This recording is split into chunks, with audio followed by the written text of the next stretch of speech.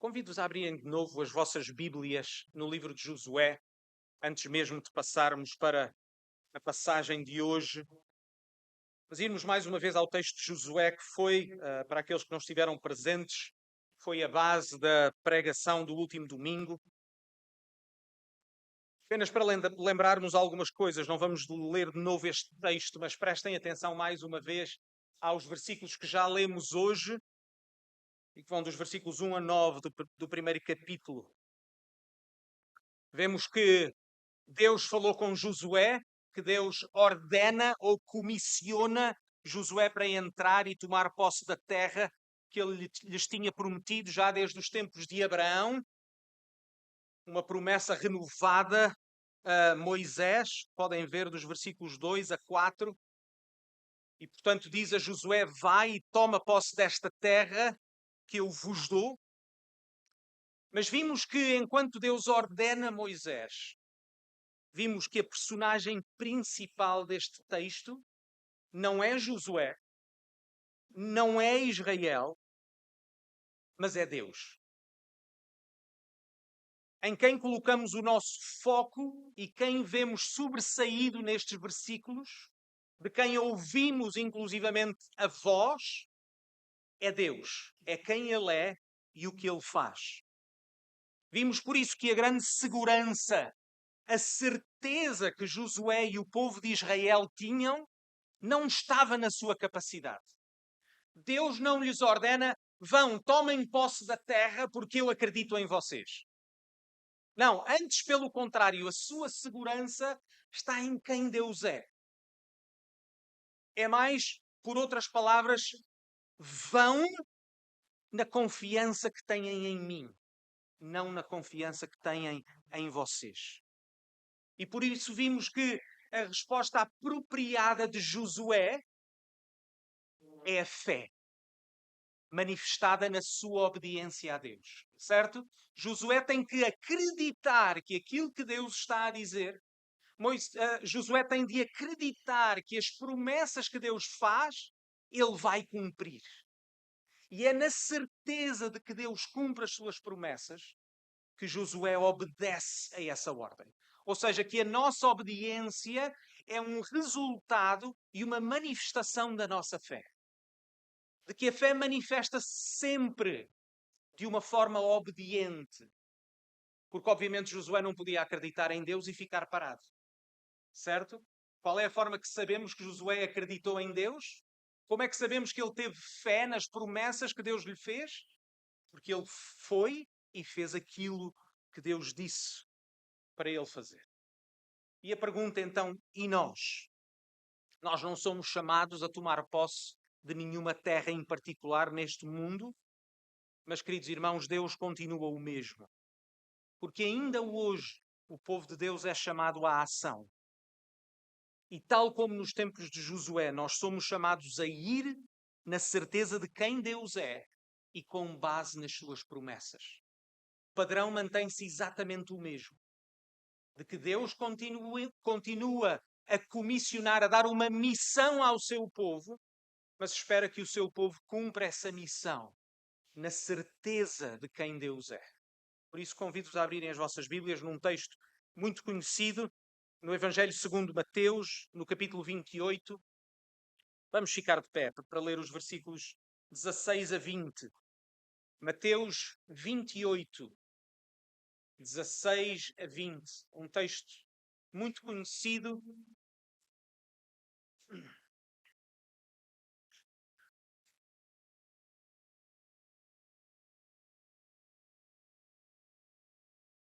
Mateus 28, versículos 16 a 20. Diz-nos assim a palavra de Deus. E os 11 discípulos partiram para a Galileia, para o monte que Jesus lhes tinha designado. E quando o viram, adoraram, mas alguns duvidaram. E chegando-se, Jesus falou-lhes dizendo: toda a autoridade me foi dada no céu e na terra. Portanto, ide, fazei discípulos de todas as nações, batizando-os em nome do Pai e do Filho e do Espírito Santo, ensinando-lhes a guardar todas as coisas que eu vos tenho mandado. E eis que estou convosco todos os dias, até à consumação dos séculos. Amém. Podeis sentar. No Evangelho segundo Mateus, neste livro que relata uma boa parte do ministério de Jesus, estas são as últimas palavras que Jesus dá aos seus 11 discípulos. Lembrem-se que neste momento são 11, porque Judas já tinha morrido e Matias ainda não tinha sido eleito. E gostaria que nós voltássemos a este texto para aqueles que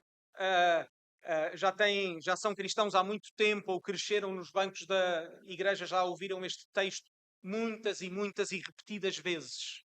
Mas, irmãos, razão pelo facto de alguns textos da Bíblia se tornarem muito queridos para os cristãos é porque eles são importantes e nós devemos prestar atenção a eles vez após vez. Não tomarmos por garantido que já os conhecemos, mas prestarmos atenção para renovarmos a nossa obediência. E por isso desejo que nós possamos compreender este texto no seu contexto, porque é assim que ele deve ser lido. Notem que o Evangelho segundo Mateus tem, nas nossas edições, 28 capítulos, e, portanto, se estamos a ler o final do capítulo 28, temos que o ler no contexto de todo o livro. Mas, ao mesmo tempo, eu gostaria que os irmãos conseguissem entender que Jesus não apenas ordena aos seus discípulos, que as palavras que Jesus diz, não apenas as suas ordens, as ordens são para ser obedecidas, mas que as palavras que precedem e sucedem a comissão que Jesus dá à sua igreja são tão importantes como essa comissão. Na realidade, são o seu fundamento. Se não o entendermos, não vamos entender a nossa missão. E por isso gostaria que pensássemos em 4 verdades simples. Número 1, o fundamento. Número 2, a comissão propriamente dita. Número 3, a promessa. E número 4, o propósito. Número 1, o fundamento. Vejam o versículo 18. Toda a autoridade me foi dada no céu e na terra. E agora notem, qual é a primeira, em algumas traduções é a segunda, mas qual é a primeira palavra que vem no versículo 19? Notem, portanto. O que é que portanto significa? É como se Jesus dissesse, com base no que eu acabei de dizer no versículo 18, vão e façam discípulos. Se as palavras de Jesus fossem um edifício, o versículo 18 seria o fundamento desse edifício. A base na qual todo o edifício é construído. Neste caso, a missão. E por isso o primeiro ponto de hoje é este, é que o mandamento ou a comissão que Jesus dá aos 11 discípulos tem como base a autoridade que o próprio Jesus ganhou na sua ressurreição. Vejam o que Jesus diz. Foi uma autoridade, diz Jesus, que lhe foi dada. Quando? Na ressurreição. Como lemos em Romanos 1,4. Que ele foi designado Filho de Deus com poder, segundo o Espírito de Santidade, pela ressurreição dos mortos. A saber, Jesus Cristo, nosso Senhor. Irmãos, o resultado do ministério terreno de Jesus, da sua encarnação enquanto homem, em particular a sua morte e ressurreição, foi de que Jesus ganhou a autoridade sobre todas as coisas. Irmãos, pensem na ascensão de Jesus, ou seja, quando ele ascende aos céus, como o ato de coroação do Senhor Jesus. Ele ascende aos céus para se sentar no seu trono, com autoridade sobre todas as coisas. Este é um tema central no Evangelho de Mateus. O reconhecimento do Rei Jesus. Mateus escreve este livro para convencer ou para lembrar os seus leitores que Jesus é o Messias que foi prometido pelos profetas. Os irmãos não precisam de ser leitores cuidadosos para abrir o Evangelho segundo Mateus. E o que é que nós vemos? Quase parágrafo atrás de parágrafo, vemos Mateus a citar o Velho Testamento, a citar as promessas que tinham sido feitas para apontar Jesus cumpriu esta promessa, Jesus cumpriu mais esta promessa, Jesus cumpriu mais esta promessa. Que Jesus cumpriu todas as promessas que Deus tinha feito ao seu povo. E ao mesmo tempo, notem que Mateus deseja que nós notemos este contraste, esta tensão entre esta realidade que Jesus é rei. Jesus declara-se enquanto rei com autoridade sobre todas as coisas, mas ao mesmo tempo existe uma tensão entre aquilo que Jesus é e aquilo que as pessoas pensam que Jesus é. Quem Jesus é e a percepção que as pessoas têm de quem Jesus é. E esta tensão é muito importante para nós. Porque, irmãos, notem que nós tomamos a ressurreição como garantida, certo? Nós olhamos para trás, para o passado, e a ressurreição é um dado garantido porque ela nos é revelada nas Escrituras na qual nós acreditamos. Nós colocamos a nossa confiança. Nós sabemos que as coisas aconteceram assim. Mas, queridos irmãos, lembrem-se, os discípulos não sabiam bem o que estava a acontecer. Mesmo no meio da ressurreição, mesmo no meio de Jesus já ter aparecido aos discípulos durante 40 dias a ensinar-lhes acerca do reino de Deus, eles ainda tinham o quê? Segundo o texto nos diz, tinham dúvida. Vejam o versículo 17. E quando o viram, adoraram. Mas alguns duvidaram. Perante o que eles veem, a realidade da ressurreição. Irmãos, nós não vemos pessoas a ressuscitar dos mortos todos os dias. Os discípulos não sabem na realidade ainda de forma completa o que está a acontecer. Eles vão compreender melhor quando o Espírito Santo descer sobre eles e lhes der o entendimento para entender estas coisas. Mas neste momento temos esta tensão da realidade e da dúvida. E é um tema muito importante também explorado pelo evangelista Mateus. Sabem que a expressão homens de pequena fé é repetida ao longo do Evangelho. Capítulo 6, capítulo 8, capítulo 14, capítulo 16. No Evangelho segundo Mateus, quase todos duvidam, incluindo aqueles que são mais próximos do Senhor Jesus. No Evangelho segundo Mateus, até João Batista duvida, capítulo 11. Lembrem-se que há algumas semanas atrás os discípulos fugiram quando Jesus foi preso. E na ressurreição acabamos de ler. Alguns ainda duvidam. Irmãos, pensem nisto. Porque a natureza humana pecaminosa duvida. Como nós não sabemos todas as coisas, como vivemos num mundo caído, o ceticismo é inerente à condição humana. O ter que distinguir todos os dias entre o que é verdadeiro e o que é falso. E mais uma vez no Evangelho segundo Mateus, muitos duvidam, até aqueles que estão mais próximos do Senhor Jesus. Jesus tinha morrido perante todo o povo. Agora Jesus ressuscitou e apareceu a alguns. Antes de ascender aos céus, ele comissiona 11 para evangelizar todo o mundo. Não, já pensaram como este mandamento, neste contexto, pode parecer, no mínimo, estranho para quem se destina? Irmãos, são os mesmos 11 discípulos que duvidaram, que fugiram no meio da dificuldade. São estes mesmos 11 discípulos que o texto nos diz que adoram Jesus e ao mesmo tempo duvidam que Jesus comissiona. Acrescentem mais esta dificuldade. É que as circunstâncias daqueles discípulos parecem ser todas contrárias contra eles. Por esta altura já existem planos para encobrir a ressurreição de Jesus. Os mesmos líderes judaicos que tiveram poder e influência para condenar e para matar Jesus vão ser os mesmos líderes que vão estar contra estes discípulos. Enquanto lemos este texto neste contexto, devemos fazer uma pergunta que me parece legítima, com respeito, mas que me parece legítima. Pergunta-se, será que são estes homens, mesmo estes, quem Jesus está a comissionar para alcançar o mundo inteiro? Façam um esforço para perceber aquilo que pode parecer, do ponto de vista humano ridículo. Pensem mais uma vez nos discípulos e na sua fragilidade. Quase parece uma piada. A sério, são estes homens que Deus escolhe para serem líderes de um movimento que se vai estender a todo o mundo?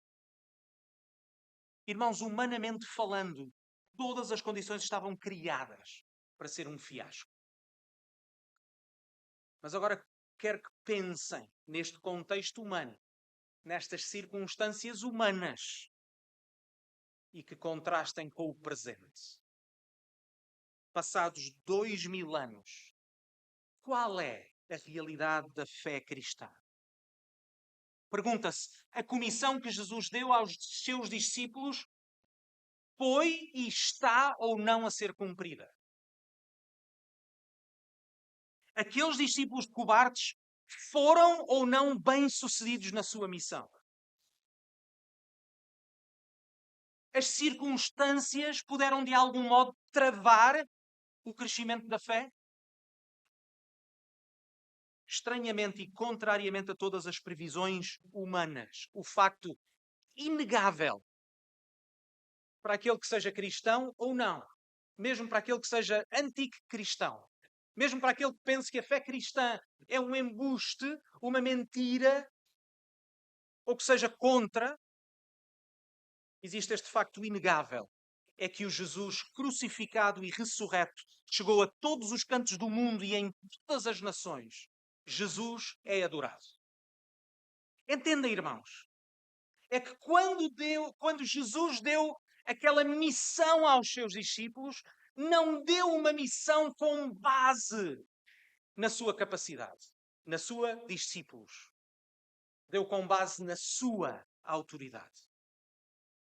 É por isso que o mais importante quando pensamos nestas coisas é fazer esta pergunta: como é que foi então possível que contra todas as circunstâncias, que um filho de um mero carpinteiro de Nazaré, crucificado perante todo o povo, espetáculo para todo o povo, seja hoje adorado em todo o mundo, como Deus e Senhor de todas as coisas? E muitos procurarão explicações ou respostas circunstanciais. Mas a resposta foi dada pelo próprio Jesus de antemão. Antes da fé cristã se ter espalhado pelos 4 cantos do mundo, Jesus disse: toda a autoridade me foi dada nos céus e na terra. Portanto, ide, fazei discípulos de todas as nações. Os discípulos cumpriram esta comissão dada por Jesus em plena consciência desta verdade. Quando o apóstolo Paulo diz estas palavras, ou escreve estas palavras, em 1 Coríntios 2, 4 e 5, quando ele diz acerca de si próprio: a minha palavra e a minha pregação não consistiram em palavras persuasivas de sabedoria humana, mas em demonstração do Espírito e de poder. E agora ouçam, irmãos, para que a vossa fé não se apoiasse em sabedoria dos homens, mas no poder de Deus. Tal como os discípulos, irmãos, nós precisamos de ouvir as palavras de Jesus como um encorajamento e um conforto para nós. Queridos irmãos, nós acreditamos na Igreja não por causa dos seus membros, mas por causa do seu fundamento, o Senhor Jesus. A Igreja existe e cresce, não pela habilidade de quem lhe pertence, mas pela autoridade de quem a Igreja pertence.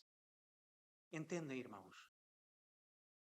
O poder que conquistou a morte, poder que fez do Senhor Jesus homem, rei sobre todas as coisas. Nós, como bons portugueses que somos, precisamos ouvir estas palavras. No meio das nossas dúvidas e pessimismo, no meio do nosso ceticismo, Jesus continua a afirmar hoje mesmo: toda a autoridade me foi dada no céu e na terra. Portanto, ponto número 2, a missão. Comissão propriamente dita. Vejam os versículos 19 e início do versículo 20. Portanto, com base na minha autoridade, ide, fazei discípulos de todas as nações, batizando-os em nome do Pai e do Filho e do Espírito Santo, ensinando-lhes a guardar todas as coisas que eu vos tenho mandado. Qual é a missão, irmãos? Qual é a missão que ainda hoje nos é dada enquanto igreja? Façam discípulos. Preguem o nome do Senhor Jesus a todas as nações e façam discípulos.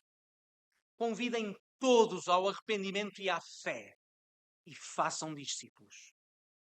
Os discípulos são enviados a todas as nações. Notem que este é um mandamento muito particular, porque no Evangelho segundo Mateus, lembrem-se, os discípulos já tinham sido enviados mais do que uma vez. Lembram-se? Mas tinham sido enviados a quem?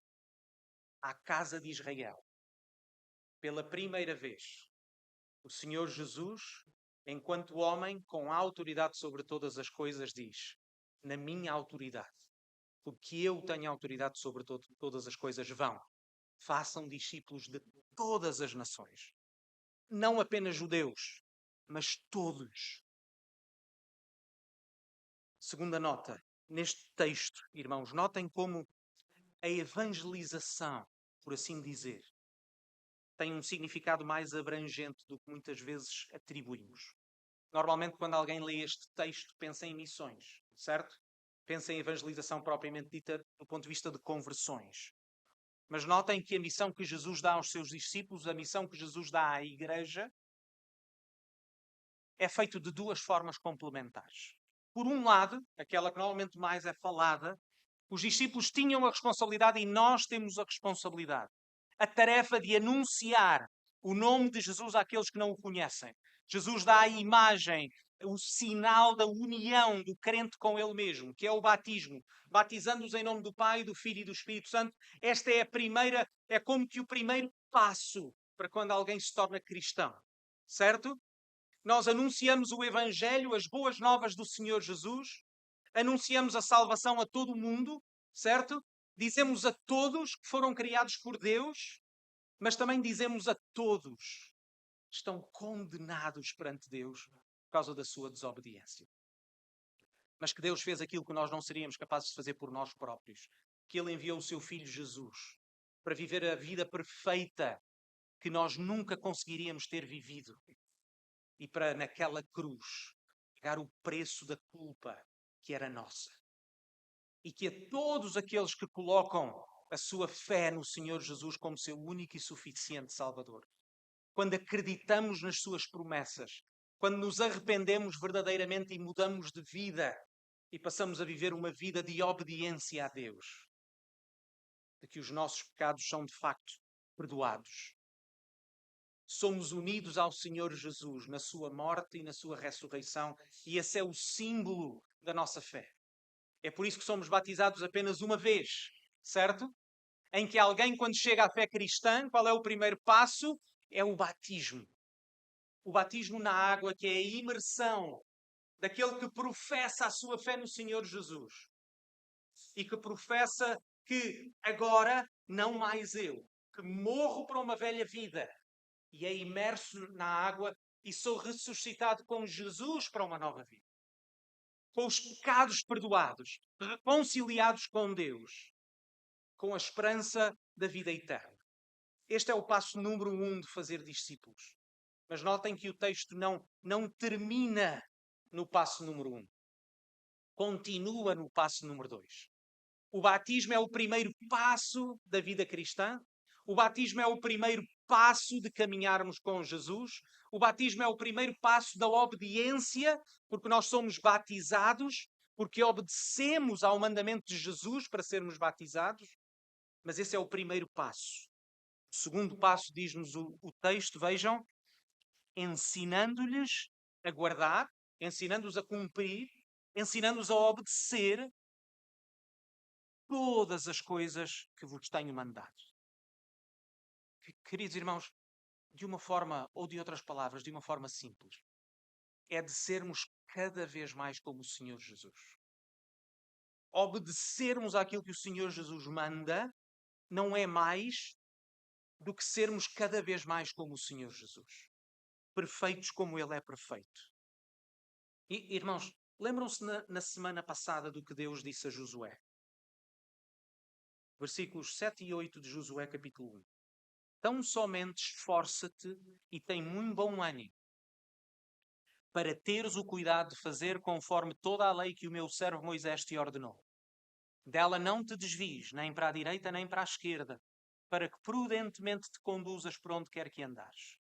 Não se aparte da tua boca o livro desta lei. Antes, medita nele de dia e de noite, para que tenhas cuidado de fazer conforme tudo o que nele está escrito.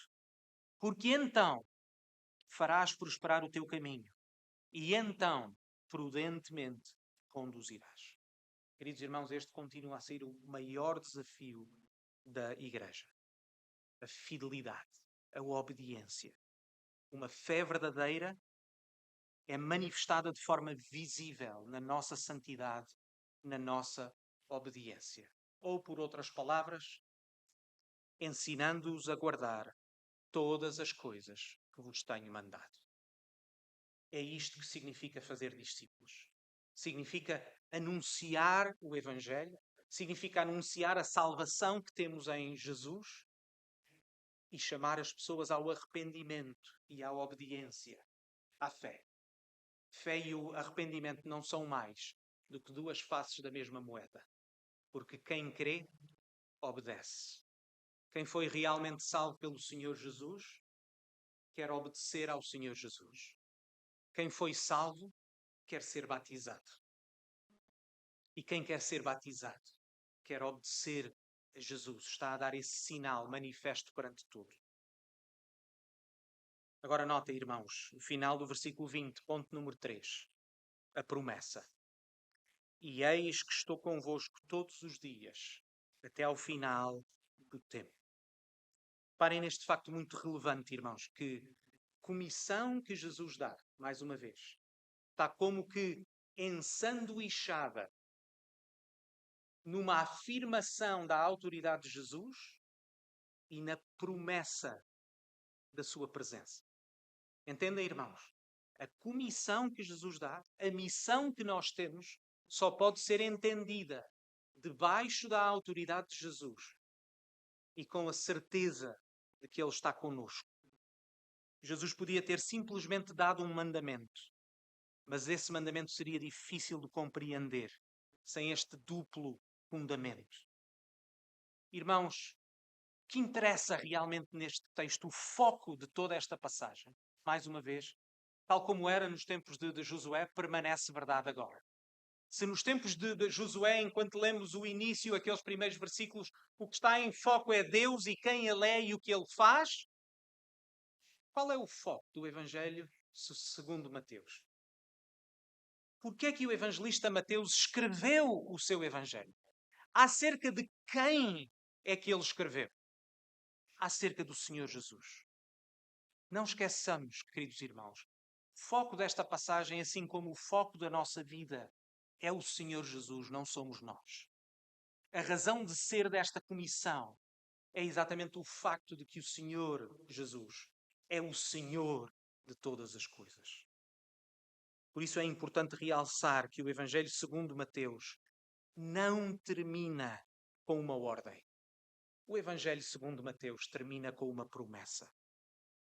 Jesus conforta os seus discípulos com a promessa de que estará sempre com eles. Eles não precisam ter mais medo. Como aquele que conquistou a morte, ele tem autoridade sobre todas as coisas e é ele que promete estar presente. Imaginem mais uma vez, naquelas circunstâncias, todas as dúvidas e perguntas na cabeça daqueles discípulos. Mas, ó Senhor, tu vais subir aos céus. E o que é que o Senhor Jesus já tinha percebido isso antecipadamente? E lembram-se, lemos no Evangelho segundo João. Não se preocupem. Não tenham medo. Porque eu subirei, mas eu enviarei um outro Consolador, um outro advogado para estar convosco. É esse advogado, queridos irmãos, que está connosco e presente aqui mesmo, o Espírito Santo. E é nele que nós vivemos e subsistimos e temos poder. Jesus encoraja os seus discípulos com a sua natureza, do Deus que está presente com o seu povo. Um tema muito querido também no Evangelho de Mateus, porque o Evangelho segundo Mateus começa e termina com a promessa de Deus. Começa com a promessa da presença de Deus e termina com essa presença efetiva no meio dos discípulos. Quando nós lemos logo em Mateus 1, qual é a promessa em relação ao menino que há de nascer? Mateus 1, 22 e 23, lemos: tudo isto aconteceu para que se cumprisse o que foi dito da parte do Senhor pelo profeta, que diz: e eis que a Virgem conceberá e dará à luz um filho, e ele será chamado pelo nome de... Os irmãos sabem. Que quer dizer? Deus conosco. Irmãos, isto é a reversão da maldição da queda. O que é que aconteceu quando Adão e Eva pecaram? Eles foram expulsos da presença de Deus. Quando o Senhor Jesus vem, Ele diz: eu sou Deus convosco e prometo-vos, estarei convosco até eu voltar. É a presença do nosso Deus que é o nosso conforto e a nossa segurança. É neste contexto, irmãos, que nós podemos perguntar: será que os discípulos então deviam estar confiantes na missão que Jesus lhes estava a confiar? Será que a primeira Igreja Batista de Lisboa deve estar disponível para cumprir a missão que Jesus nos confiou? Irmãos, agora mais uma vez com respeito, mas permitam-me esta tensão e este confronto. Os irmãos olhem à vossa volta. O que é que os irmãos veem? Permitam-me ser honesto. Somos muito menos do que nós éramos quando eu era criança nos bancos desta igreja. Uma igreja que se foi esvaziando ao longo dos anos. Uma igreja que hoje é uma igreja envelhecida. Uma igreja que, sejamos sinceros, irmãos, neste momento ainda é uma igreja esmorecida com pouco ânimo. Os irmãos costumam pensar no futuro desta nossa igreja. Qual é a nossa tendência no meio de uma realidade assim? É ou não avaliarmos as coisas com base nas nossas circunstâncias? É ou não avaliarmos as coisas com base naquilo que os nossos olhos conseguem ver?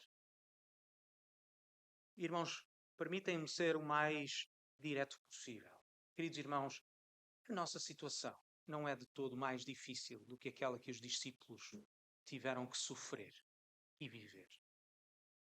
Se os discípulos podiam viver confiantes no poder do Espírito Santo, não podemos nós confiar que o mesmo Senhor Jesus fez todas estas coisas ao longo de 2000 anos, é capaz de voltar a fazer o mesmo.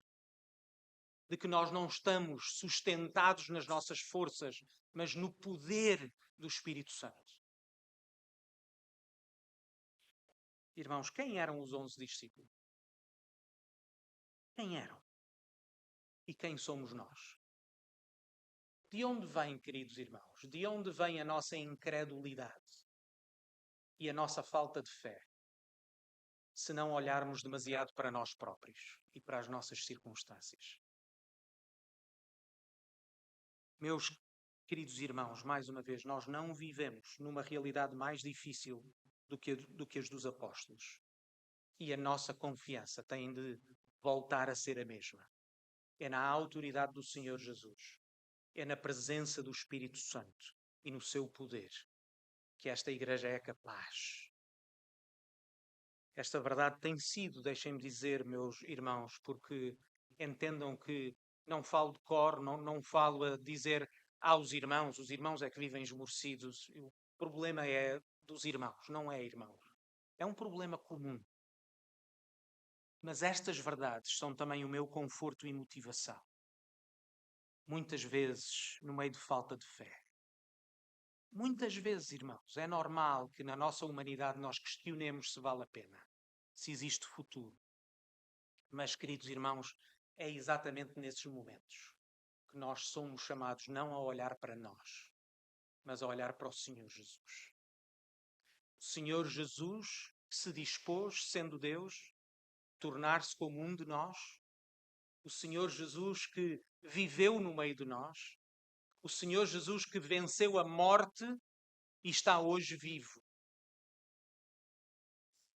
É nesse Senhor Jesus que nós fazemos todas as coisas. E por isso olhamos para Ele. E chegamos ao último ponto, o número 4. Propósito. A glória do nosso Deus. Irmãos, mais uma vez eu gostaria que todos percebêssemos o assunto principal desta passagem. Sem dúvida alguma, Jesus deseja enviar, comissionar, dar uma missão, uma ordem aos seus discípulos. E essa ordem requer obediência. Jesus deseja chamar a sua igreja ainda hoje à ação, não à passividade. O Senhor Jesus não deseja que nós olhemos à nossa volta, avaliemos as nossas circunstâncias, penduremos as botas e digamos, já não vale a pena. Não. O Senhor Jesus continua a dar-nos esta ordem: vão e façam discípulos. Mas não nos esqueçamos, irmãos, de quem é a personagem principal desta passagem e quem é a personagem principal das nossas vidas e quem deve ser a personagem principal da vida desta igreja. Porque nós, por natureza, somos egocêntricos. Temos tendência a viver centrados em nós próprios. E a nossa tendência é fazermos também da Bíblia um livro acerca de nós próprios, mas a Bíblia é, em primeiro lugar, acerca do nosso Deus, que é o principal personagem desta história. Esta passagem não é primeiramente acerca dos discípulos, nem do mandamento que Jesus lhes dá. Esta passagem é, em primeiro lugar, acerca de Jesus. Os discípulos são claramente, queridos irmãos, são claramente atores secundários desta história. Jesus é o ator principal. A história é acerca dele. Vejam este enredo. Os discípulos não abrem a boca uma única vez durante este episódio. As únicas palavras que são proferidas são pelo Senhor Jesus. É o Senhor Jesus que ordena que eles vão para uma montanha. Eles apresentam-se perante Jesus e mesmo no meio da dúvida, são eles que dobram os seus joelhos em adoração perante o Senhor Jesus. Jesus é o único que toma a iniciativa. Jesus é mais uma vez aquele que fala. Esta passagem é acerca do Senhor Jesus. Acima de qualquer outra coisa, incluindo aquilo que nós costumamos chamar da grande comissão. Esta passagem é uma afirmação e exaltação do Senhor Jesus enquanto Rei. E é para Ele que nós somos chamados a olhar. É exatamente na posição dos discípulos que nós nos devemos colocar, queridos irmãos. É olharmos para o nosso Senhor Jesus. É olharmos para o nosso Senhor Jesus pendurado numa cruz a dar a sua vida por nós. Mas olharmos também para o Senhor Jesus como o Senhor ressuscitado que venceu a morte e que ascendeu aos céus e que prometeu regressar para nos levar com Ele. E é perante este Jesus que nós dobramos os joelhos e dizemos: faça-se a tua vontade e não a minha. Senhor Jesus, acreditamos nas tuas promessas. Senhor Jesus, mesmo no meio das nossas dificuldades e circunstâncias, nós sabemos que tu és um Deus compassivo, porque tu sabes o que é sofrer. Tu conheces o que é ser homem. Tu conheces o nosso mundo. Mas assim como tu venceste, ó Senhor, dá-nos esse poder para vencer. O Evangelho segundo Mateus começa com o anúncio do nascimento de Jesus, filho de Abraão, filho de David, o Messias prometido. E o Evangelho termina com Jesus a ser adorado e ascender aos céus. Queridos irmãos, Jesus deseja que a sua igreja continue a cumprir a missão que lhe confiou. Mas a igreja continua a ser do Senhor Jesus. E é Ele que continua a edificar a sua igreja. A pergunta é: acreditamos nós nestas coisas? Acreditamos que o Senhor Jesus tem autoridade sobre todas as coisas? Acreditamos que o Senhor Jesus tem o poder para continuar a edificar a sua igreja? Então qual é a nossa resposta, queridos irmãos? A nossa resposta é ir e fazer discípulos de todas as nações. A nossa resposta é continuar a anunciar e a pregar o Evangelho. A nossa resposta é obedecê-lo em todas as coisas. Sabendo que Ele é um Deus fiel. Sabendo que Ele é um Deus confiável. Vamos orar.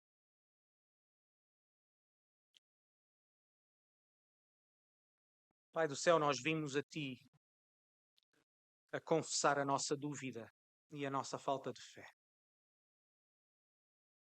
Mas vimos a Ti também na confiança de que a Tua palavra é verdadeira. Vimos a Ti na confiança de que Tu és soberano sobre todas as coisas. Vimos a Ti na confiança que somos Teus e que Tu cumpres todas as Tuas promessas. Pai, pedimos que Tu nos ajudes a compreender estas coisas. Porque sabemos que a nossa desobediência, o nosso desânimo e esmorecimento, a nossa passividade é resultado da nossa falta de fé e de falta de compreensão. Ajuda-nos, Pai, a olhar para o Teu Filho Jesus, morto e ressuscitado por nós, morto para perdão dos nossos pecados, ressuscitado para nos dar uma nova vida. Ajuda-nos a viver com a certeza da esperança, da vida eterna. E, ó Pai, vivifica a Tua Igreja aqui. Edifica esta Tua Igreja. Nós te pedimos confiantes no nome do Senhor Jesus. Amém.